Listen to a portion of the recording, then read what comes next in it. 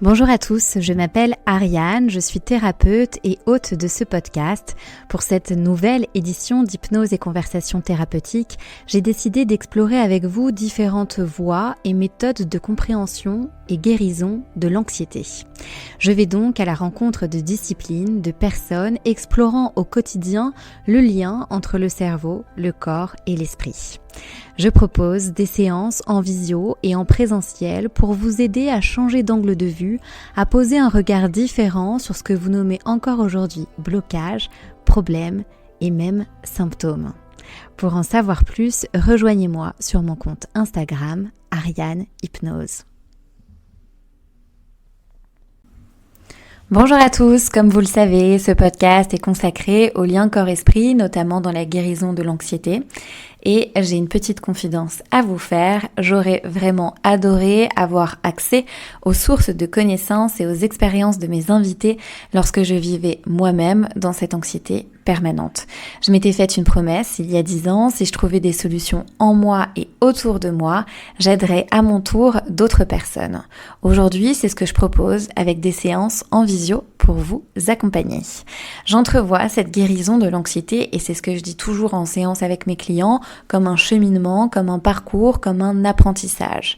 Un jour, alors que j'étais à l'apogée de mon anxiété, j'assiste à un cours de yoga Kundalini au studio Marga à Paris avec Caroline Bénézé et pendant ce cours, elle nous propose de tirer une carte symbolisant l'année à venir. Moi, à cette époque-là, j'ai jamais tiré une seule carte de ma vie et donc je rêve que d'une seule chose, c'est évidemment de tirer la carte amour. Et je suis absolument dégoûtée parce que je tire la carte éveil spirituel.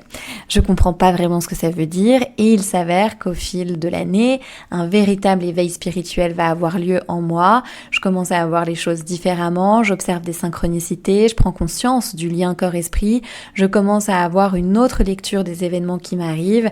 Je m'intéresse donc de plus près aux oracles comme un outil de compréhension et comme une guidance. C'est un peu comme s'ouvrir à la magie, c'est un accès à l'invisible. Les cartes indiquent souvent une direction à explorer, comme l'écrit Lily Barbery dans son oracle des mantras. Quoi de mieux pour en savoir plus que d'aller à la rencontre d'une cartomancienne pour en savoir plus sur cet art divinatoire. C'est une rencontre très intime avec Pauline qui vous parlera avec amour et magie de ces cartes dans la première partie de cet épisode, de ce qu'elles peuvent vous apporter, vous montrer et comment elles peuvent vous guider. Dans la deuxième partie de cet épisode, Pauline témoigne de l'inceste qu'elle a vécu. Vous comprendrez alors que les cartes, son imaginaire et la pratique de la danse lui ont permis de trouver une force, une compréhension et de la puissance. Un sujet encore tabou alors que des millions de Français en sont victimes. Des paroles, des corps et des vies qui se doivent d'être libérés. Je vous laisse avec Pauline.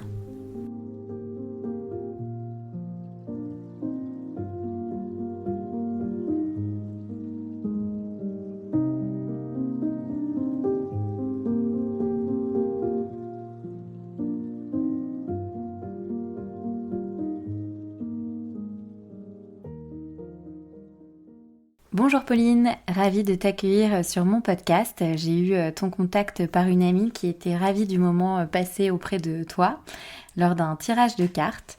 Sur ton compte Instagram, on peut lire aussi dans ta description « Amour, danse et magie ». Ça me donne une impression d'imaginaire très très puissant chez toi. Est-ce que tu peux te présenter à nous et nous raconter comment est justement apparue dans ta vie la présence des cartes ? Salut Ariane, ça me fait trop plaisir d'être là aussi. Déjà, j'aime bien que tu soulignes ma description parce que je voulais mettre quelque chose de simple qui me représentait et qui en fasse pas trop. Et pour moi, effectivement, oui, il y a beaucoup d'imaginaire dans ma vie.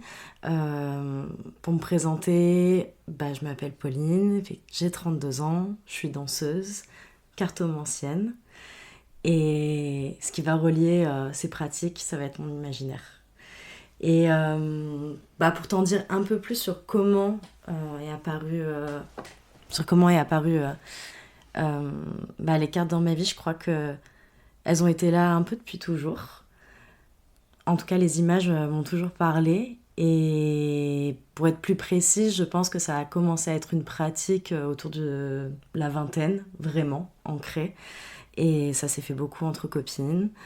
parce que ça nous plaisait, parce qu'il y avait la curiosité de départ, et cette curiosité, elle n'a cessé de grandir, et à force de constater que les choses fonctionnaient, en tout cas en posant une question, en ouvrant un imaginaire, en ouvrant une page, une carte, eh bien, c'est là où ça a commencé à relier, en fait, mes pensées avec quelque chose de concret, une image que je peux commenter, que je peux faire dialoguer avec une analyse qui existe déjà, et ensuite enrichir vraiment la perception qu'on peut avoir de soi, des autres, d'une problématique, du monde. Mais est-ce que tu as un souvenir de tes premières cartes, du premier oracle dans ta vie? Parce que c'est pas commun non plus de rencontrer des cartes. Ouais, c'était avec un tarot de Marseille. Celui-là, je pense qu'il est ici. Celui-là, c'est le plus vieil oracle que j'ai, donc je suis en train de sortir mes cartes. Et voilà, je crois que tu vois, il y a quelque chose qui est hyper beau, je trouve, dans ces cartes-là, parce que c'est la présence de couleurs primaires, des choses très simples, et des dessins qui sont assez fabuleux, je trouve, et en même temps qui portent une part de mystère qui est assez incroyable, et où je trouve que, justement, en termes d'imaginaire, il y a une source d'inspiration qui est infinie dans ces cartes. Et c'est ça qui m'a marqué la première fois, c'était une copine qui avait sorti un jeu de cartes face à moi, et qui m'a dit, viens, on essaye, ça te tente. Et en vrai, plus que ça m'a tenté, ça m'a juste parlé profondément. Okay. Et je me suis dit, ok, ça, c'est quelque chose que j'ai envie de creuser. Et j'ai commencé à creuser, j'ai jamais terminé. Je compte pas terminer maintenant. Donc on ressent que c'est quand même déjà l'amour de l'objet en lui-même. Complètement. Donc c'est déjà de la carte, de l'illustration, des couleurs qui t'a interpellée. Oui, les couleurs et puis les noms, tu vois, il y a le soleil. Bon, tu vois, celle-là, elle a été mangée par mon chien. Bon, bref, à l'époque. Mais ces couleurs, ces personnages qui sont mis des êtres vivants, mis des êtres mystiques, à la fois animaux, enfin c'est animal, c'est végétal, c'est humain, et il y a des symboles qui parlent des éclats, on dirait une joyeuse fête, des éléments qui se retrouvent, qui sont jamais mis de la même manière. Et pour moi c'est exceptionnel, des détails qui fait que pourquoi cette personne-là elle a les cheveux blancs, l'autre jaune, soit la peau blanche, les yeux, la couleur des yeux qui change de temps en temps. Et en fait, c'est dans tous ces détails-là que tu remarques en fait qu'il y a la forme générale. Et puis en fait, quand on rentre en profondeur dans la carte, on recommence à vraiment sentir n'importe quel détail qui fait que c'est assez exceptionnel. Par exemple, tu vois là, il y a, sur celui-là, tu vois, il y a un ventre normal. Et là, je vais te montrer sur un autre tirage, enfin sur un autre illustrateur. On va trouver en fait une bouche sur le ventre. Genre vraiment, tu sens que c'est son bide qui parle, quoi. Qu'elle donne naissance à quelque chose, que... Okay. Et tous ces petits détails-là, quand tu tires les cartes à quelqu'un... sont importants. Sont importants. C'est, par exemple, moi, je vais avoir envie... Là, on est sur l'étoile. Je vais avoir envie de lui dire, mais qu'est-ce que ton ventre te dit? Qu'est-ce que tu sens au plus profond de toi-même? Qu'est-ce qui fait que là, t'as quelque chose de viscéral à sortir? Ouais. À lâcher dans la rivière de la vie, tu vois. Incroyable. Et quelle est ta définition de cet outil pour être, j'ai envie de dire, pratico-pratique à quelqu'un qui ne connaît pas justement l'utilisation des cartes, peut-être que pour certaines personnes qui nous écoutent, ça peut être même un peu perché, tu vois ce que je veux dire. Carrément. Quelle est ta vision de cet outil? À quoi permet cet outil? Moi, je pense que c'est vraiment un outil d'introspection. Si on prend le temps pour soi de regarder les cartes que l'on tire et de les observer, on va rentrer en fait dans un état de méditation qui va être profond. Et c'est vraiment un exercice, tu vois, là je sors une carte qui est sortie où j'ai pris le temps aussi de noter des détails qui m'ont interpellée. Et je pense que c'est vraiment un outil pour sortir les choses de soi, les regarder. Et une fois qu'on les regarde, on peut vraiment rentrer effectivement dans un état de méditation et d'introspection. Et c'est ça qui est génial aussi, et qui fait ça, la magie d'un tirage quand tu es avec quelqu'un et que tu le fais à quelqu'un. C'est qu'en fait, il s'accorde un temps d'écoute qui est assez important. Et là, la magie opère parce que on rentre en dialogue et c'est extérieur à nous, c'est un objet neutre en fait. Les cartes, c'est pas je parle à Ariane, Ariane me parle, c'est les cartes parlent pour nous. Et nous, on va pouvoir les analyser, faire des ping-pong d'analyse aussi dessus. Je détiens un savoir, un canal aussi, où je me permets une interprétation qui est bien sûr... Moi, j'aime bien rentrer en dialogue avec la personne qui se fait tirer les cartes. J'estime que j'ai pas toute la vérité. Quand il y a quelque chose qui me vient, je le partage. Mais bien sûr, son imaginaire à la personne qui est en face de moi s'active. Et si elle a des intuitions et des intentions, c'est ça qui me plaît, c'est qu'elle les pose. Et en fait, elle va devenir auteur aussi de son tirage complet. Donc comment ça se passe concrètement si on vient te voir, qu'on te demande un tirage, la personne va poser une intention pour son tirage? Oui, soit il y a un tirage, je fais un tirage général et parce que ça m'arrive de faire des tirages flash, c'est ça ce que j'avais fait aussi à Studio Tribu. Et là, c'est moi qui donne un thème. Le thème, c'était bilan de l'année, comment ouvrir sur la nouvelle. Donc là, moi, j'ai fait déjà, au préalable, j'ai instauré plusieurs questions auxquelles on peut répondre et qui est général, ça passe autant par le professionnel que les émotions, les relations, le travail, les passions, l'état d'esprit de la personne. Et comme ça, on peut dialoguer, c'est assez global. Mais après, oui, si une personne, elle vient pour faire un tirage particulier ou qu'elle a une problématique particulière, bah, j'aime bien qu'elle me la pose en amont. Comme ça, moi, instinctivement, je vais lui proposer justement une forme où je vais lui dire, écoute, est-ce que ça te va si on va voir ça ensuite? Et par exemple, après, si tu as d'autres questions, on met des cartes par-dessus. Et si ensuite, ça ouvre à une autre question en lien, on vient remettre aussi une ligne pour avoir des informations supplémentaires. Voilà, exactement. Ouais. Mais quand t'en parles, j'ai vraiment l'impression que c'est un art. Moi, c'est quelque chose qui est dans le mouvement. En fait, c'est... je pourrais pas faire le même tirage à tout le monde, à part quand il est effectivement drivé, comme je l'ai dit, pour un tirage qui est général. Mais quand on est seul face à la personne, je m'octroie des libertés, on s'octroie des libertés ensemble pour aller au plus près instinctivement des réponses dont on a besoin. Donc je pense que oui, ça se prépare un petit peu en fait de faire un tirage. J'aime bien que la personne, elle... précise son intention. Quand on arrive, bah, j'aime bien aussi mettre un petit coup de Palo Santo pour nettoyer, se nettoyer ensemble, se connecter. Comme un rituel. Exactement, un rituel d'entrée, un rituel de sortie qui va poser un cadre aussi sécurisant à la pratique.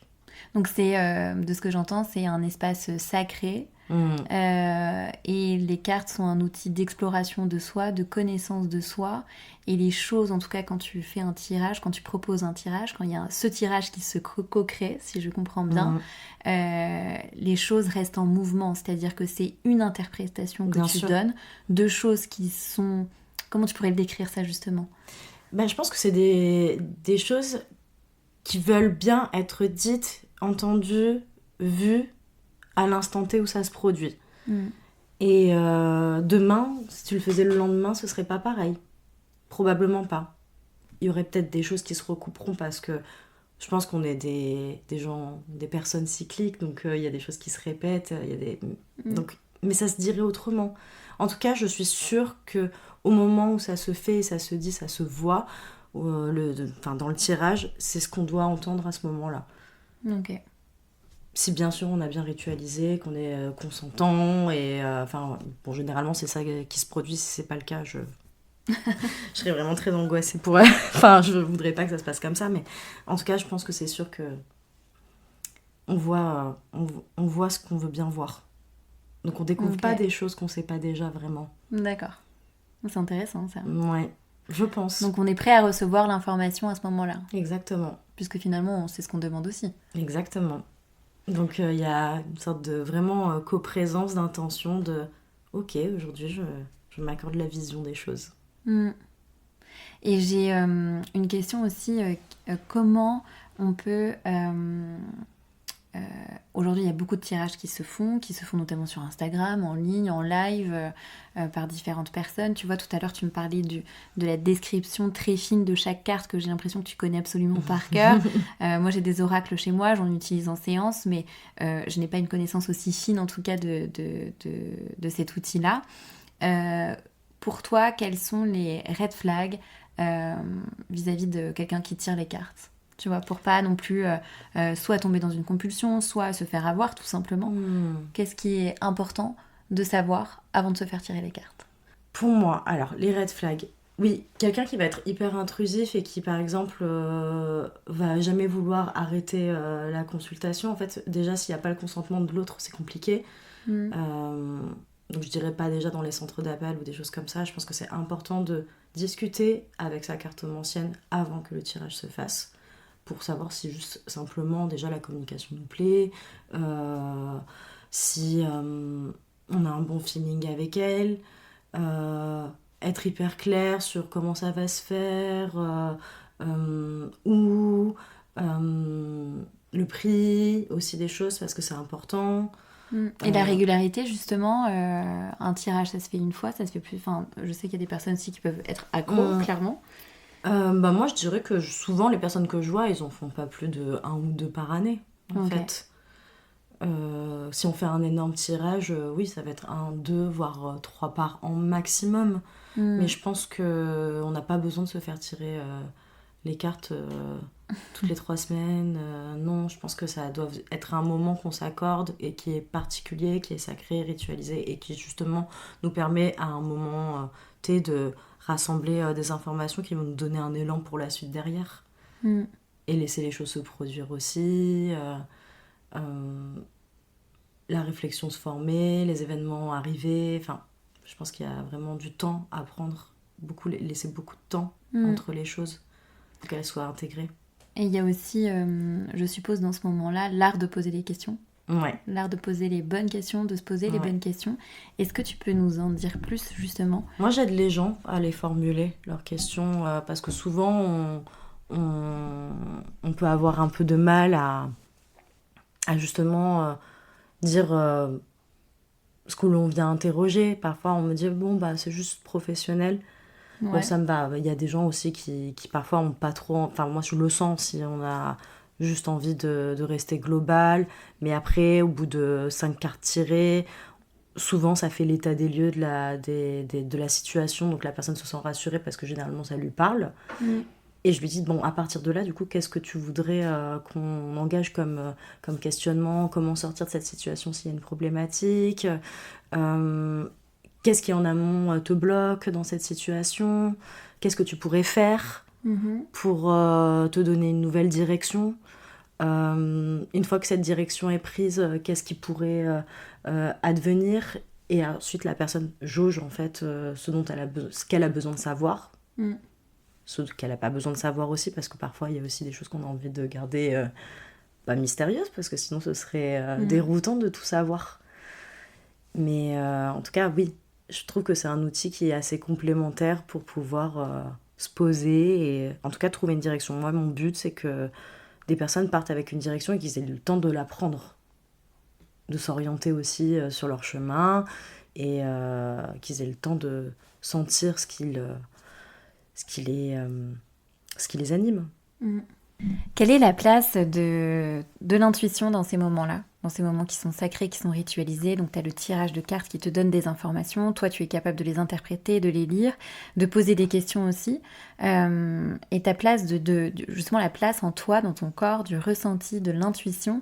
Tout à l'heure tu parlais aussi de voyance. Est-ce qu'il y a une différence justement entre tirer les cartes et voir des choses? Est-ce que tu peux nous expliquer un petit peu la nuance, ou en tout cas toi, ton approche? Ok. L'intuition, elle va être primordiale, je pense, pour faire un tirage. Et je crois que moi, quand je fais un tirage, il y a des allers-retours entre ce que je connais des cartes. Effectivement, je les connais très bien, je les ai beaucoup étudiées, j'ai regardé chaque détail et j'en ai fait quelque chose qui me permet de me raccrocher. C'est comme un bâton où parfois, si je me perds parfois dans mes pensées, je me dis, ok, en tout cas, il y a ça. Et aussi, ce que je pense être de la voyance, c'est justement cette intuition qui parle en dehors du fait total que tu es en train d'analyser la carte que tu connais par cœur. C'est-à-dire C'est-à-dire que parfois j'arrive dans un tirage, je vois un ensemble de cartes qui se dialoguent entre elles du coup. Si je prenais le temps de raconter ce que je sais sur chaque carte, ça pourrait prendre 10 minutes pour chaque carte. C'est pas ce que je vais faire. Par contre, en fait, il y a un climat général qui va ressortir. Je sais pas, parfois c'est une couleur, parfois c'est des regards entre des personnages, parfois... Et en fait, c'est tout de suite, je les analyse, je me dis, ok, il y a 2 femmes qui regardent un homme, qu'est-ce qui se passe? Est-ce qu'il y a des femmes dans ta famille qui ont un souci avec quelqu'un en particulier? Est-ce que... et en fait, tout d'un coup, je vais pouvoir poser, moi, en plus, des questions à la personne, en disant, je ressens ça, et ça émane des cartes, et parfois, moi, je m'en rends même pas compte, en fait. C'est vraiment... et c'est là où l'intuition, où je trouve que le travail de... On peut dire aussi de médiumnité arrive, c'est quand on sait qu'on va sortir complètement, en fait, du cadre de ce qu'on connaît des cartes, mais on va y revenir un moment pour aussi revenir entourer ça de concret, en fait, pour l'autre.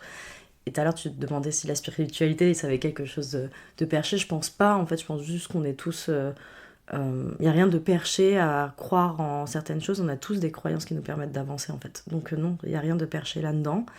Et tout ça, ça a été fait par des gens très bien pensants qui ont symbolisé, tout simplement. Mais comme le langage est déjà une symbolisation, en fait. Sauf que là, c'est des images. Nous, on a la langue française, mais eux, ils en ont fait des images.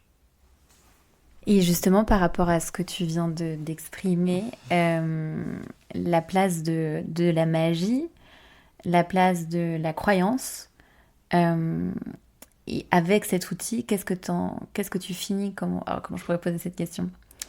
Est-ce que tu peux nous en dire plus sur justement les croyances qu'on peut avoir autour de cet art divinatoire, mais qui finalement vont beaucoup plus loin? Oui, je pense que... Je sais pas quelles croyances ont les gens, faudrait demander à plein de personnes. Je sais qu'en tout cas, soit je vais me confronter à des personnes qui vont trouver ça... Enfin, qui veulent vraiment pas du tout le faire parce que ça les inquiète beaucoup. Et ce que je peux comprendre, parce que moi aussi, ça m'a inquiété à un moment quand j'ai vu que ça fonctionnait. Je me suis dit, oh non, mais... Ok, il y a une énergie qui est plus forte que la mienne, qui émane des cartes. Mais moi, c'était la question que je me disais, c'était par quoi c'est guidé, en fait. Et en fait, c'est moi. Par nous, en fait. C'est juste que nous, on est des... Enfin, moi, je pense qu'on est des boules d'énergie, en fait, et que comme les planètes ont une influence sur notre Terre, comme une personne au contact d'un autre ressent un frisson, comme je pense que ça émane de nous. Et en fait, ce qui fonctionne, et c'est ça qui est magique, c'est que si on a envie d'ouvrir des canaux qui nous apportent des réponses, et quand les personnes viennent tirer les cartes, c'est elles qui les tirent, elles sont maîtresses de cette magie-là, et bien sûr que ça leur parle, puisque elles sont connectées à ça, elles ont envie que ça se produise. Et donc je pense qu'il y a vraiment des ondes qui émanent de nous, une énergie, je sais pas comment la nommer en fait, mais je pense que c'est ça aussi d'être vivant. Juste le vivant, c'est une énergie. Par rapport à ça, donc nous sommes énergie, on l'entend souvent. Par rapport aux cartes, toujours, est-ce que tu penses que les choses sont tracées, justement? Est-ce qu'il y a comme un destin? Qu'est-ce que tu peux observer, toi, aujourd'hui, avec ton expérience, à force de tirer les cartes aussi à d'autres personnes, avec ta propre expérience aussi, ton propre chemin? Est-ce que tu penses que les choses sont finalement figées, qu'on doit arriver à un point, ou est-ce qu'on est tout le temps en mouvement et tout le temps dans un espace de création? Quel est ton recul par rapport à cette idée-là? Je pense que non. Les choses, elles sont vraiment en mouvement. Les choses, elles sont pas figées parce qu'au moment même où en fait je vais te dévoiler le message des cartes, ça aura déjà bougé. Je pense que t'auras déjà une nouvelle direction, donc les choses vont forcément aller ailleurs, je pense. Non, je pense que justement, il n'y a rien qui est figé, il n'y a pas de déterminisme dans cette pratique. Ce qui est déterminé, c'est la signification des cartes, et encore, on a le droit aussi de les analyser selon notre propre prisme une fois qu'on en a pris connaissance. On peut ensuite en faire une multitude d'interprétations parce que de toute façon, elles vont sortir dans un ordre qui seront jamais le même pour chaque personne. Et donc, elles viendront toujours raconter quelque chose de nouveau. C'est infini, c'est comme les nombres, c'est comme l'univers en expansion. Donc non, pour moi, il y a rien qui se fige, il y a toujours du mouvement dans ce qui se passe. Et c'était quoi ton autre question? Qu'il y a une notion de destin. Tu vois, finalement, la personne, elle vient te voir, elle va te poser une question, elle veut avoir une réponse, soit sur sa vie professionnelle, comme tu disais tout à l'heure, sa vie affective, son bilan de l'année. Mais est-ce que finalement, on a tous un chemin comme une mission de vie? Tu sais, souvent on entend ça. Est-ce qu'on a tous une mission de vie dans laquelle on doit être? Ou en fait, on est tout le temps en train de créer, donc on est... Je pense que justement, nous, on se crée des missions aussi de vie. Enfin, je pense qu'il y a des missions de vie, mais pas une mission de vie. Ok. Parce que en gros, je pense que quand on ouvre, quand on ouvre après ce chemin-là aussi de spiritualité en nous, je pense qu'on a envie justement d'évoluer vers plus d'amour, plus de sagesse, plus de lien à l'autre aussi, je pense. Et nous, on va regarder ce qui nous empêche d'aller vers parfois.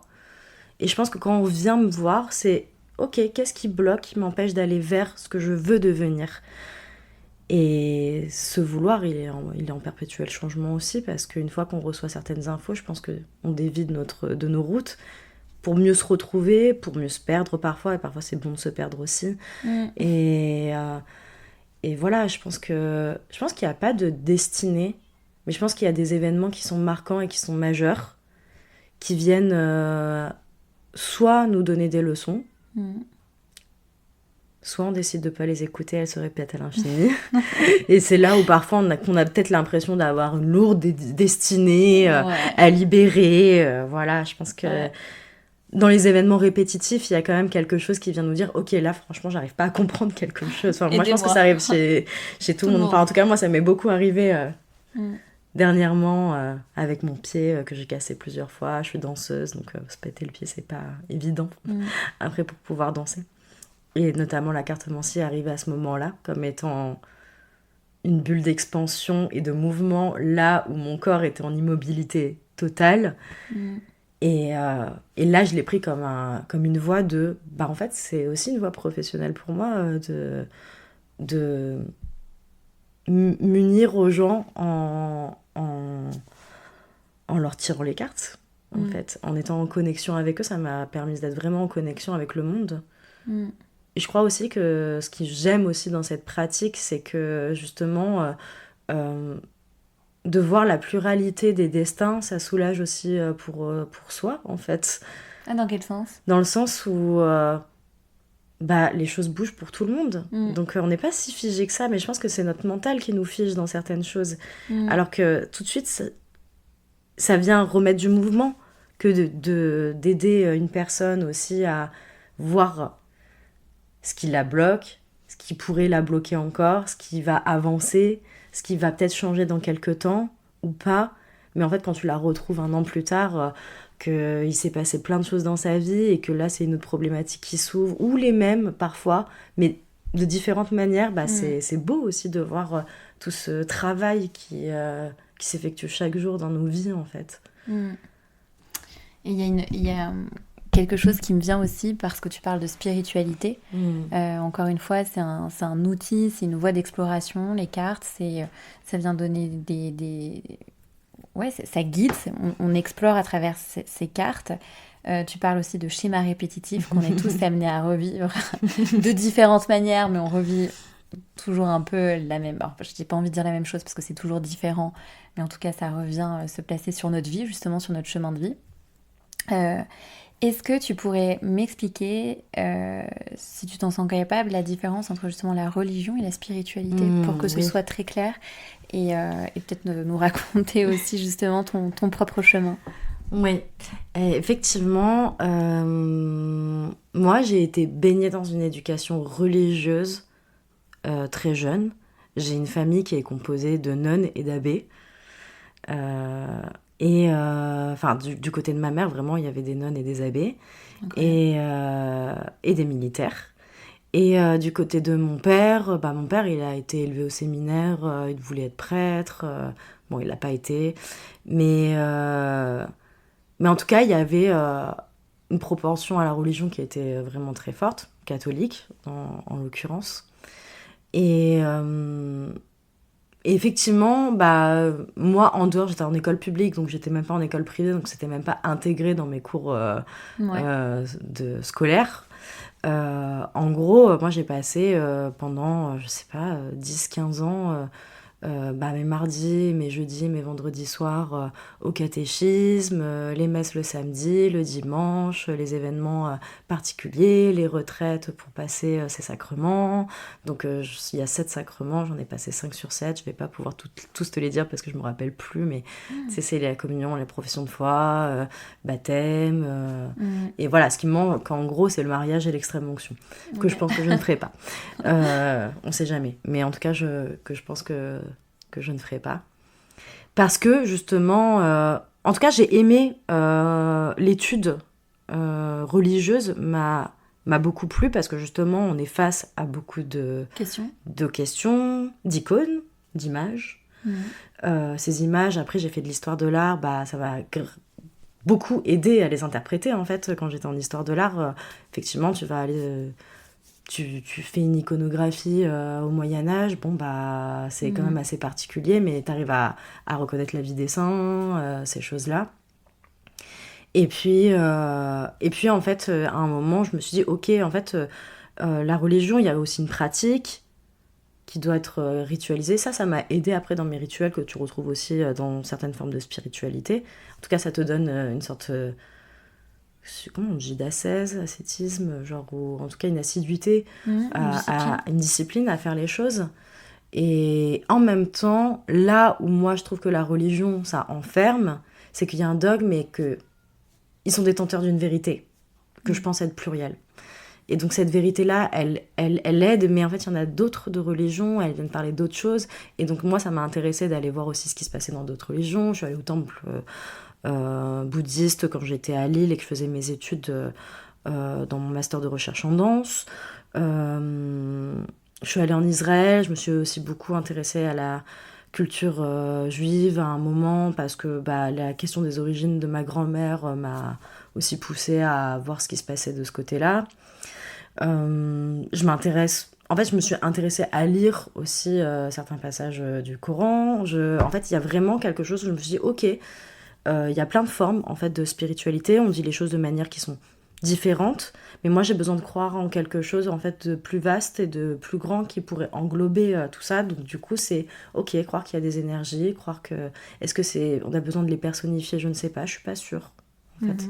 Par exemple, moi je pense qu'une plante c'est une énergie, une planète c'en est une, l'eau c'en est une, les éléments, la terre, en fait, toutes ces choses-là qui sont très simples, en fait, je pense que c'est facile de se connecter à elles pour ressentir aussi toute leur puissance. Et je pense que la spiritualité, elle englobe, en fait, tout ce qui relie le vivant. Et est-ce que tu penses pas que, justement, il y a un retour à cette spiritualité, aujourd'hui ? Qu'on assiste à ce retour de la spiritualité, j'ai l'impression. Parce que, justement, on s'est déconnecté aussi de notre nature et de notre environnement. C'est possible. Je pense que oui, j'ai envie de parler astrologie là quand tu m'en parles, par exemple. Là, on a Pluton qui entre en ère du Verseau.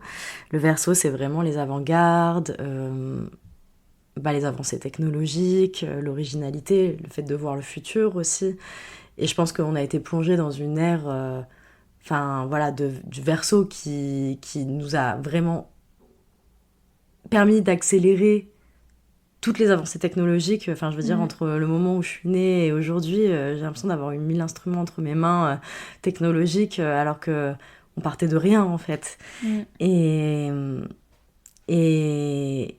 aussi, on a été apparemment avant dans l'ère du poisson, qui est l'ère du mysticisme. Et on est passé de l'un à l'autre. Donc, je pense qu'il y a un retour, et à la fois, il y a aussi des changements on a besoin, en fait, de recroire en la matière, en le vivant, parce que le poisson, c'est vraiment l'énergie de l'eau, l'énergie des émotions, du charnel, du tactile, et en même temps, il se sublime au fur et à mesure, il devient très éthéré pour laisser place aussi au Verseau qui a un monde vraiment d'universel, de mental et, euh, et d'expansion en fait. Et je pense qu'il y a vraiment quelque chose qui est que là on est au croisement de ces forces-là. Ce qui fait que cohabitent à la fois des avancées technologiques qui nous détournent complètement du corps et en même temps le corps est encore là et il est présent et il nous dit non mais j'ai besoin de vivre et j'ai besoin d'exister. Donc oui, je pense que ce retour à cette spiritualité là plus ouverte en plus avec le Verseau, ça nous aide beaucoup. Tu viens de parler justement du corps. Tu es aussi danseuse. Oui. Est-ce que tu peux me raconter aussi comment est apparue la danse, pourquoi tu aimes la danse? Aujourd'hui, tu veux devenir professeur de danse. La danse, à quoi elle t'a permis Oula, j'arrive plus à parler. À quoi t'a permis cette discipline aussi d'expression?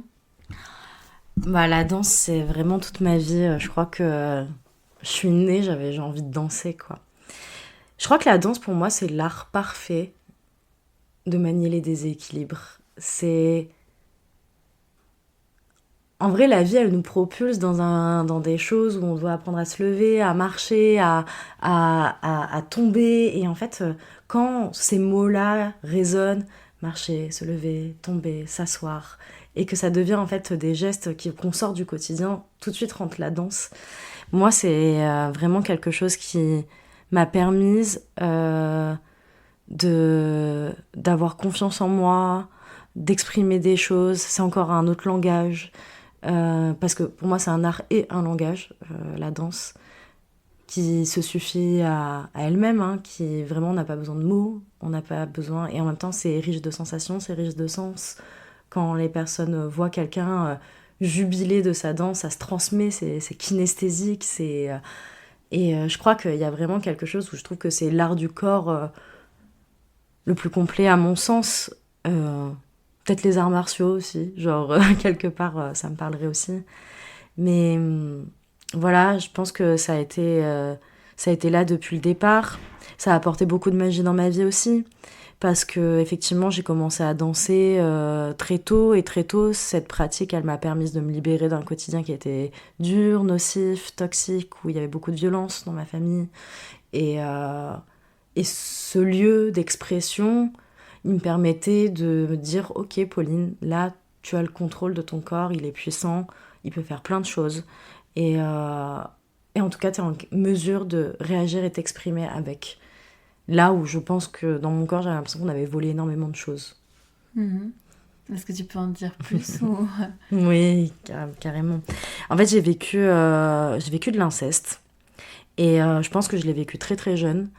Je pourrais pas te dire exactement de quand à quand ça s'est passé, mais voilà, si je devais dater aujourd'hui, je pense que c'est arrivé de mes 3 ans jusqu'à mes 12 ans.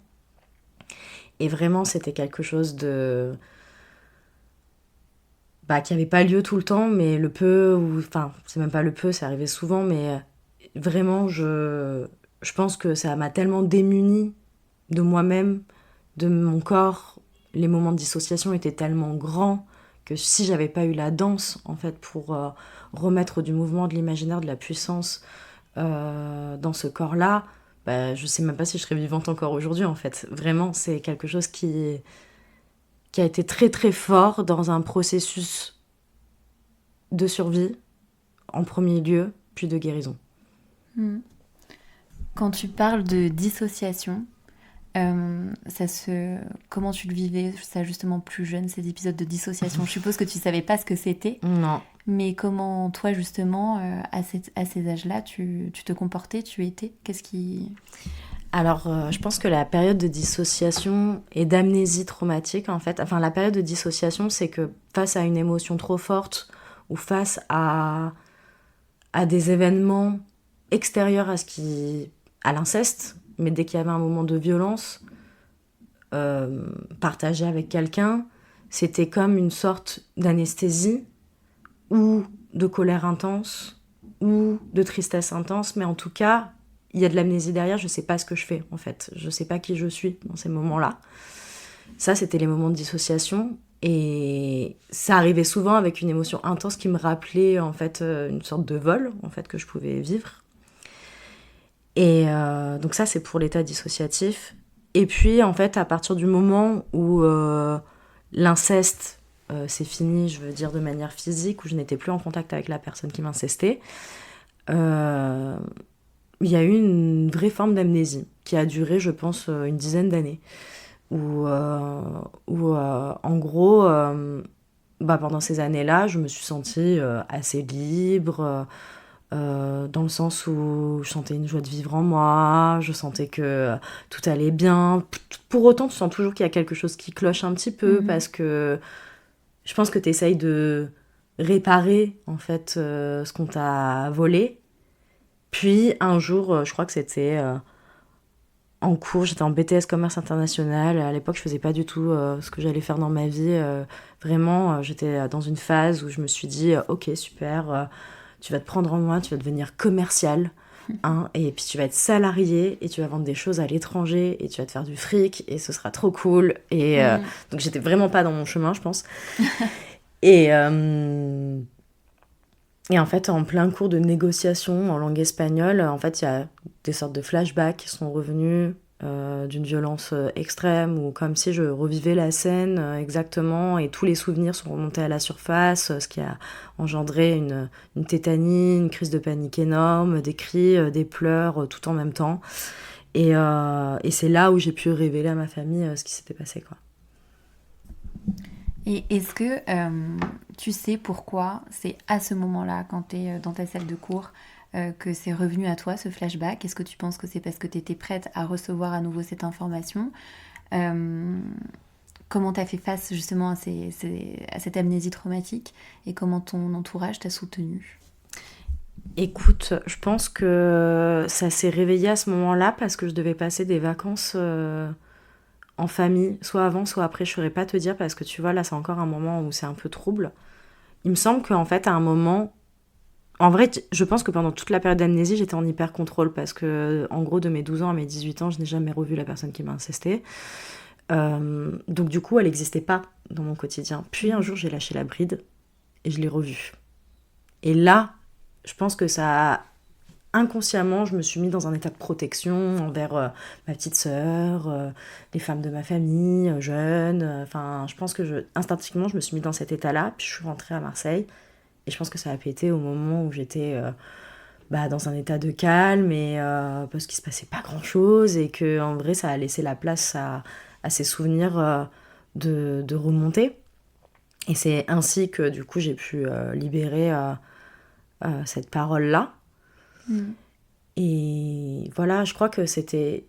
En fait, je pense que ça, justement, ça a joué sur les moments de contrôle et de lâcher prise, en fait, que j'instaurais dans ma vie, qui sont toujours très très durs, en fait, parfois à me rendre compte que ritualiser les choses, ça m'aide à quand même maintenir une vie efficace, qui fait que j'ai l'impression de pouvoir avancer. Et parfois, il y a trop de contrôle, et du coup, il y a des choses qu'on oublie, et dans ces choses qu'on oublie, en fait, voilà, ça crée des brèches, et les choses sortent, adviennent.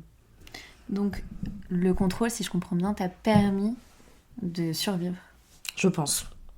Je pense que dans des cas d'inceste, ou je sais pas, de traumatisme grand, pour n'importe, pas forcément que des incestes, hein, n'importe quelle situation de violence extrême ou de stress intense auquel quelqu'un est subi, que quelqu'un subit, je pense que le contrôle permet de survivre. En fait, je pense que c'est même un réflexe du cerveau, en fait, qui permet vraiment de dire, ok, là, tu dois rester en vie, donc pour rester en vie, tu vas commencer à faire ci, ça, ça et ça, tu vas voir telle et telle personne, tu vas manger ça, ça, ça ou ça.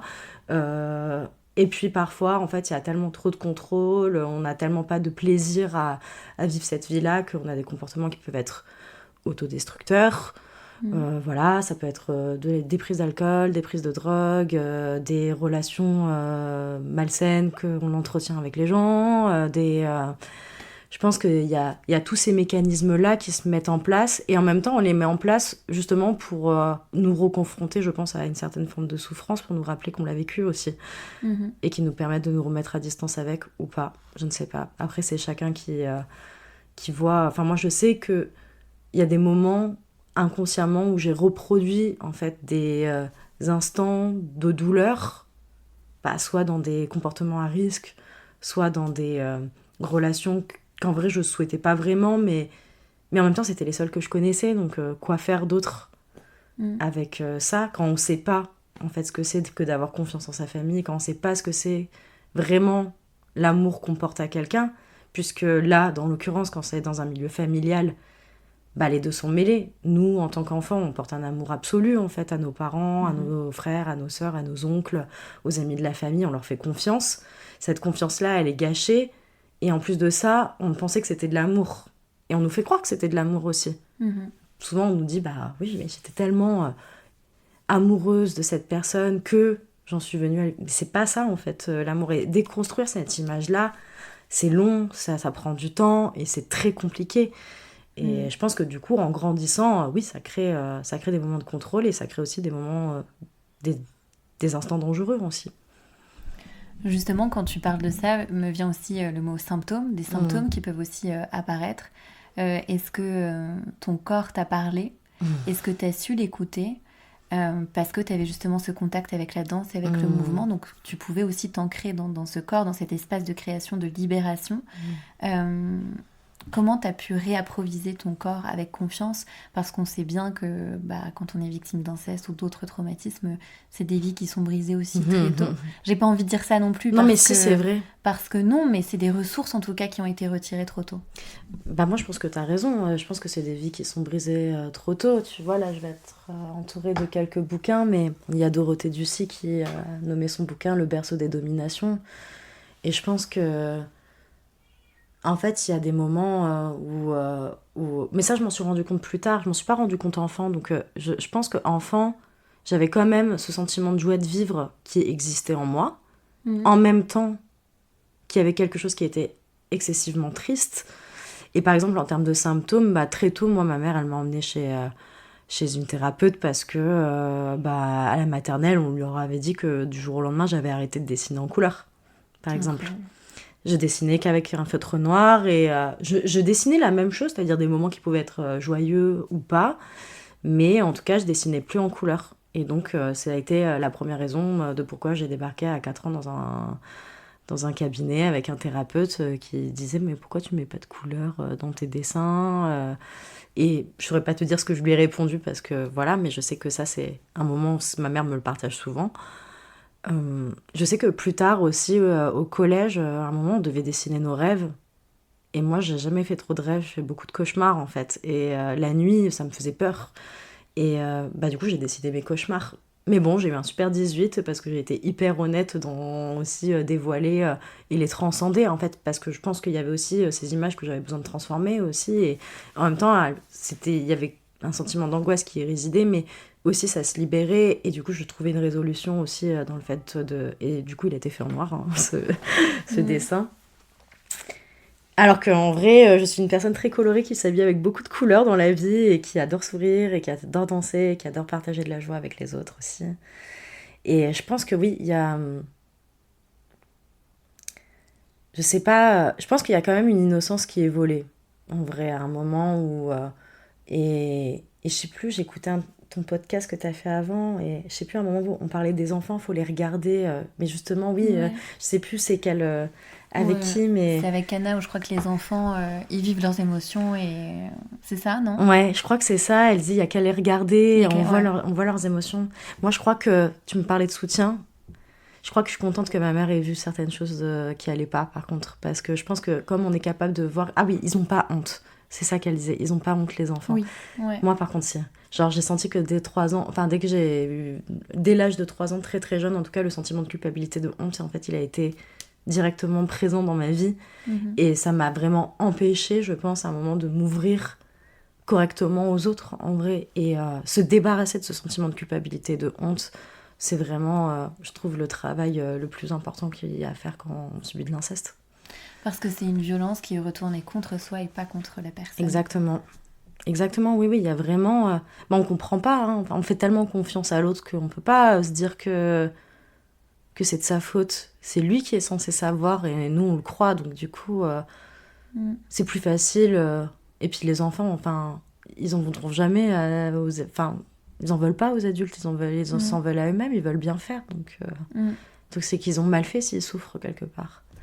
Ce qui est d'ailleurs pour moi, je pense, toxique, dans le sens où aujourd'hui, on voue un culte par la société, nos croyances, l'impact des religions aussi pendant des années, qui est d'aimer ses parents, de ses frères et sœurs, et parfois reconnaître, et ça c'est, je trouve, extrêmement tabou aujourd'hui, de reconnaître qu'il y a des situations, des relations au sein des familles qui ne sont pas saines pour nous. Bien sûr. Et qu'il est temps de prendre des décisions justement par amour pour soi-même et en rompant certains liens qui ne sont pas bons tout simplement.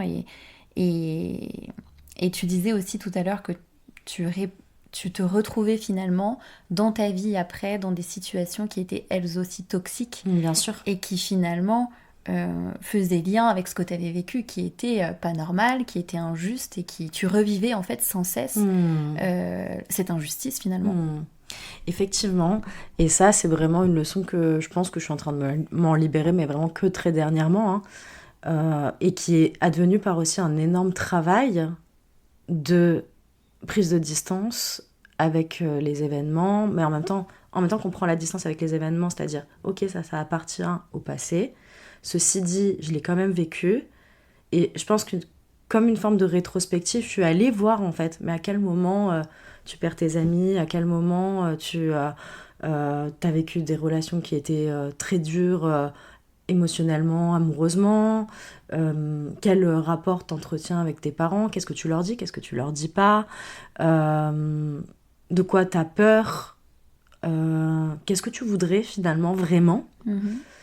Et je crois que moi, ça m'a pris quasiment... Ça me prendra toute ma vie encore, je pense. Mais là, j'ai eu un moment de 3 ans, 3 années pleines, où je me suis sentie très seule. Mais en même temps, cette solitude, elle m'a fait tellement du bien pour essayer de juste voir ce qui me faisait du bien, avec qui je me sentais bien, quel lien je devais arrêter de nourrir. Pas parce que ces personnes-là le sont, toxique, mais parce que la relation l'est par contre en fait, et que viennent dialoguer probablement entre les personnes des affects qui sont aussi plus forts que nous et qu'on ne sait pas reconnaître sur le moment mais qui nous attirent. Et eux aussi parfois les personnes sont aussi toxiques, hein. Je dis pas que personne n'est coupable de rien, c'est pas vrai, on a tous notre part de responsabilité, j'ai mes parts de responsabilité aussi dans ce qui m'arrive ou ce qui m'est arrivé. Mais en tout cas, se prendre ce temps de regard, de recul, de prise de distance, d'intention, de décision, qui vont nous faire du bien et qui essayent d'être honnêtes, ça c'est le travail que j'ai envie de faire pour ma vie, en tout cas. Et quand tu dis que ces 3 années qui t'ont arrêté, où tu as dû donc justement les regarder, observer ce qui revenait... tout à l'heure, tu parlais aussi tu t'étais blessée à la cheville, t'es danseuse, puis après la deuxième, il me semble. C'est assez énorme aussi. J'ai l'impression que parfois la vie nous arrête, puisque nous, on veut continuer de cette manière-là. J'ai l'impression que la vie, parfois, nous invite à dire stop. On va regarder un petit peu plus en profondeur. Donc, c'est vraiment un travail en profondeur, finalement, qui se fait. Donc, aujourd'hui, oui, ce que tu as vécu est injuste. Forcément, il y a beaucoup de fragilité, mais il y a aussi une force et une puissance qui est juste énorme. Qu'est-ce que tu aimerais dire soit à des personnes qui sont victimes d'inceste au sein de leur famille, soit à de la petite fille aussi que tu étais? Déjà, j'aimerais leur dire qu'il y a des espaces où ils peuvent être entendus. Déjà, eux, ils peuvent s'écouter vraiment profondément là-dessus. Moi, pendant longtemps, ce qui m'a fait souffrir, c'est de penser que c'était injuste et qu'effectivement, personne ne pouvait le comprendre et que personne ne m'entendait. Et en fait, à un moment, j'ai vraiment senti que par mes amis, par mes décisions, par mes choix, en fait, c'était possible de me sentir entendue, que c'était possible de couper certains... En fait, de pas forcément désirer ce qu'on n'a pas aussi, en fait. C'est-à-dire que moi, par exemple, dans ma famille, on a décidé de pas forcément m'écouter à un moment. Ok, j'accepte qu'ils m'écoutent pas, j'en m'en détache et je vais aller dans un espace serein, que ce soit avec un thérapeute, que ce soit avec une amie, où justement je sens que ces personnes-là me donnent de la force, me donnent du courage, et ça calme en fait vraiment. Et je pense que le chemin il est long, on en parle très peu et c'est récent qu'on parle aussi fort de l'inceste et de ces violences sexuelles. Là, on est vraiment dans une société qui prend toute la mesure de ce que ça représente. Donc déjà, on a de la chance d'avoir ces espaces-là aujourd'hui. Donc c'est une bonne période, je pense, pour parler des choses. Et que je pense que les gens se rendent compte quand même de ce qui se passe. Et que c'est beaucoup plus fréquent que bien sûr. En fait, effectivement. C'est même sous nos yeux. C'est sous nos yeux, et comme on le lit en fait beaucoup, sur une classe de 30 élèves, ce serait 4 enfants sur 30. Et je te dis ça, j'ai vu ça il y a 5 ans, donc peut-être que c'est plus maintenant aujourd'hui aussi. Quelque part, c'est une pratique qui est faite au sein des familles, effectivement, je pense, pour dominer les enfants et en faire des bons soldats. C'est horrible, et c'est pas pour rien que le viol, je pense, est je sais pas comment qualifier ça, mais en tout cas, les armées l'utilisent pour assouvir les populations, quoi. Et c'est pas pour rien, parce que je pense que la violence de l'action est telle que la personne, elle est incapable de se ressentir, elle se sent tellement démunie qu'elle est incapable de réagir réellement à ce qui se passe, et que du coup elle vit dans la crainte en permanence. Donc déjà, oui, voilà, genre se dire qu'il y a des espaces pour être entendus, des espaces qui nous permettent à reprendre le pouvoir, une pratique sportive, de la danse, quelque chose qui nous relie à ce corps-là, parce qu'il nous appartient, en fait, c'est un corps qui nous appartient et qui sait faire beaucoup de choses. Donc bien sûr que cet événement, il est traumatisant, mais au-delà de ça, en fait, il peut faire d'autres choses, et on peut le transcender, on peut le sublimer, et on peut vraiment s'en sortir fort et puissant. Et mine de rien, c'était quand même notre enveloppe, c'est quand même notre incarnation, et je crois que il est même plus fort que tout ça aussi parfois. Est-ce que aujourd'hui, tu as envie de créer encore par rapport à cette histoire, à ce qui t'est arrivé? Est-ce qu'aujourd'hui, dans la danse ou auprès de tes élèves, tu les aides justement à exprimer ces sentiments, ces émotions qui n'ont peut-être pas été libérées à un moment dans leur vie? Est-ce que c'est quelque chose que tu incarnes encore aujourd'hui dans ta danse, que tu incarneras peut-être toujours? Ou même, est-ce que plus tard, tu te vois justement peut-être même aider d'autres personnes qui sont victimes d'inceste, qui sont victimes de viol, à se réapproprier justement avec leur corps? On parle beaucoup effectivement de la thérapie aussi, de ces espaces de parole qui sont aussi sacrés, qui sont ritualisés et surtout qui sont des espaces de sécurité pour déposer ce qu'on a vécu, ce qu'on a ressenti. Mais je crois aussi que le corps a tout autant besoin d'exprimer ce qui s'est passé. Aujourd'hui, on le voit avec des techniques donc à travers la danse évidemment, mais aussi avec des techniques de respiration où les émotions sont vraiment cristallisées dans notre corps. Et c'est absolument, moi je le répète à chaque fois, mais dingue à observer. Les émotions sont bien dans notre corps, sont bien présentes et dans des états de sidération comme tu as pu vivre, de dissociation aussi. On a l'impression souvent de flotter dans notre vie, de ne plus en être finalement aux commandes. C'est beaucoup plus fréquent qu'on ne le pense, c'est juste qu'on ne sommes pas acculturés sur le sujet. On parle aussi de perte d'âme, de perte d'énergie. Donc on est finalement en dehors de son corps dans ces moments de vie, et finalement à travers cette thérapie par la parole et aussi à travers cette création avec le corps, il va falloir réancrer et se réapproprier son corps, ce qui est un travail de longue durée, qui est, je suppose, fait en différentes étapes. Mais quelle est ton expérience par rapport à ça, ton vécu, ton ressenti, et qu'est-ce que tu as envie d'apporter aujourd'hui? Alors, clairement déjà, là ça m'a fait penser à plein de choses quand t'as parlé, mais par exemple, tu vois, les moments où j'ai pas dansé dans ma vie, donc les moments où je me suis fait mes chevilles, le pied, ça revenait dans des moments où je recréais des situations dangereuses pour moi, justement où j'étais soumise à une violence soit sexuelle ou des choses comme ça. Et genre par exemple, je me suis arrêtée 3 fois de danser dans ma vie, donc à 18 ans, j'ai une relation avec quelqu'un de beaucoup plus âgé que moi, et ça s'est hyper mal passé, et donc j'ai arrêté de danser pendant 1 an. Là, dernièrement, quand j'ai pas pu danser pendant 3 ans, c'était une relation où là, il y avait juste 2 âmes qui communiquaient et qui avaient subi des choses très dures, et et sur lesquels on pouvait pas céder en fait. Et donc me remettre de cet amour-là aussi, ça m'a pris 3 ans et vraiment du coup mes pieds me portaient plus quoi, vraiment. Et effectivement, j'ai l'impression que comme tu dis, en fait les émotions elles sont situées dans notre corps, donc du coup ils s'arrêtent aussi au moment où ils se sentent en danger. J'ai l'impression, enfin pour moi en fait ça s'est cristallisé, en fait moi ça s'est cristallisé dans des moments où je me sentais en danger. En fait mon corps cédait en fait sous le poids de l'émotion et s'immobiliser parce que tout simplement en fait le sentiment de vie était menacé, tu vois, dans mon corps quoi. Mais en même temps, en s'immobilisant, il me permettait de trouver un espace de protection. C'est-à-dire rentrer chez moi, prendre du temps pour moi, s'octroyer du repos, toutes ces choses-là. Et oui, je pense que du coup, quand il se remet à danser, il remet aussi du mouvement, il remet aussi une autre histoire, un autre imaginaire aussi sur, euh, sur ces instants vécus.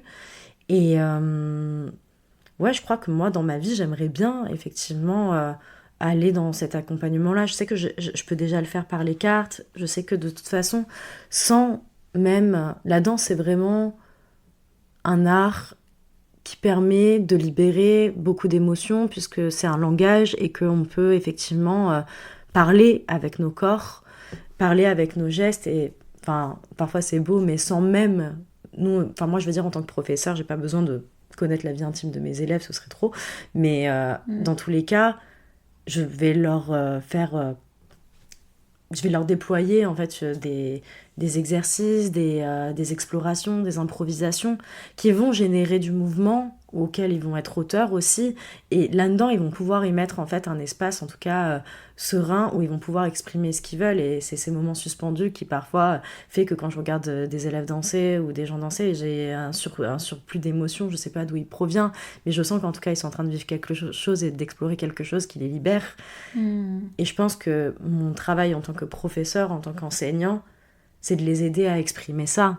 Mais c'est ce qu'ils veulent, ça leur appartient. Moi, j'ai pas besoin d'être... Moi, je peux les aider à justement trouver ces chemins-là d'expression qui seront les leurs et ils diront bien ce qu'ils ont envie de dire. Mais oui, ça me ferait énormément de bien. Et peut-être, pourquoi pas, proposer mon aide en tant que professeur de danse pour des personnes qui souhaiteraient en tout cas retrouver force et courage et bonheur dans leur corps grâce à une pratique du mouvement qui va les permettre voilà, de le libérer. Il y a un grand psychiatre qui dit que pour se remettre d'un traumatisme, il ne faut surtout pas abandonner des espaces de création, des espaces aussi de connexion aux autres. Est-ce que tu as un message particulier à faire passer ou peut-être que tu as envie que des choses changent sur le sujet, juste, sur ce traumatisme-là, sur l'inceste. Est-ce qu'aujourd'hui c'est un deuil que tu as fait ou c'est encore un chemin de guérison pour toi et c'est ce qui drive ta vie? Comment tu arrives à te situer aujourd'hui par rapport à ce qui t'est arrivé? Et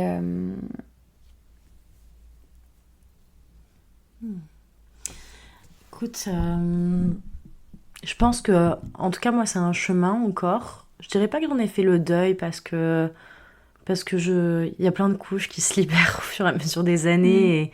Et là, je pense que j'en ai libéré une grosse ces derniers temps. Donc voilà, donc je pense il y a quand même, il y a quand même plein d'étapes. Je pense pas que ça va driver non plus toute ma vie, mais en tout cas, c'est quand même quelque chose qui était assez marquant pour en tout cas impulser le fait que je suis en vie et que moi, c'est ça que j'ai envie de développer, en fait. C'est juste des espaces d'expression qui nous gardent en vie, en vrai. Parce que c'est tellement dur ces derniers temps, tout ce qui se passe, vraiment. Donc, gardons des espaces d'expression où on libère et on génère de la vie, du vivant, quoi. Du corps, de la matière, de l'expression, des sentiments, de la connexion aux autres, comme tu dis, ou comme l'a dit ce grand psychiatre, parce que, voilà, la danse est une pratique collective aussi, en fait. On peut danser seul si on décide de faire un solo ou de créer un solo, mais en tout cas, on est entouré de plein de personnes autour de nous pour pouvoir le faire seul. Et dans une salle de danse, on peut donner des cours particuliers pour un événement, mais en vrai, on danse avec les autres. C'est l'énergie du groupe qui fait qu'à la fois, on est cette individualité au sein d'une communauté, en fait. Et c'est beau de sentir sa singularité tout en étant connecté aux autres. Ouais. Mais c'est d'ailleurs ce que tu incarnes aussi, dans le sens où justement tu as dû très jeune explorer un imaginaire, remettre en question des croyances qui t'étaient données avec une éducation plutôt religieuse, donc déjà être dans la remise en question et dans les choses peuvent être différentes. Et puis aussi être forcément observé. Je pense que tu as aussi développé cette faculté d'observation et d'exploration de différents univers que tu proposes finalement aujourd'hui aussi en individuel et de manière collective, que ce soit à travers la danse, mais aussi en tirant les cartes. C'est super fort ce que tu dis, Ariane, c'est vrai. Merci. Je suis dans un flow. Merci, c'est vrai. C'est vrai. Pour te retrouver sur Instagram, pour faire un tirage de cartes avec toi, on peut te retrouver où et comment ça se passe et à quel prix Alors, on peut me retrouver sur mon Instagram, Pauline Prato, Prato. Et vous pouvez m'envoyer un petit message. Je prendrai soin d'écouter vos demandes, de discuter avec vous, de voir ce qui vous convient. Et à quel prix, ça dépend aussi de ta condition. En fait, j'ai plusieurs tarifs. J'ai un tarif où vraiment, je suis avec des jeunes au chômage à 30 ans ou en reconversion. Parfois, on n'a pas beaucoup d'argent. J'ai envie que ce soit quand même accessible, cette pratique. Je suis pas une thérapeute, mais en tout cas, ça peut donner des directions. Donc, je veux que ce soit accessible. Donc, généralement, je fais un tarif à 15 € pour des personnes qui ont peu de moyens, 30 € en tarif normal, et puis si tu as envie de soutenir, tu peux donner plus. Génial. C'est possible surtout à Marseille. Ouais, à Marseille. Mais aussi en visio. En visio.